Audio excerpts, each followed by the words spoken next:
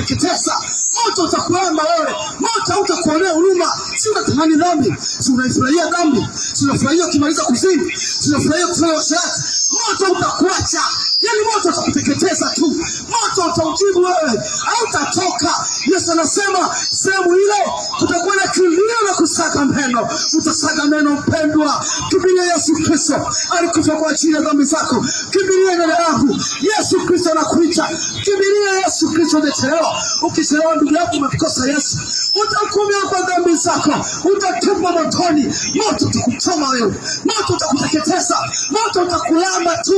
Una kimbilio zaidi ya Yesu Kristo. Haleluya. Amen. Haleluya.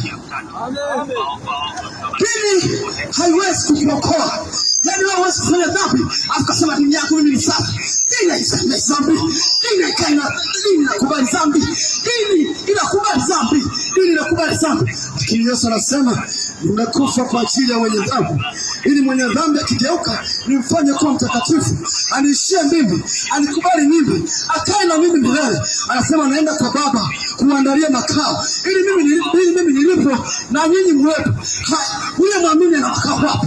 Ana tumaini hata kidogo. Yesu Kristo ndio nguvu yako. Alikujua tangu ulipozaliwa. Ni yeye anayeweza kukuwezesha. Kimbia dhambi ndugu yangu.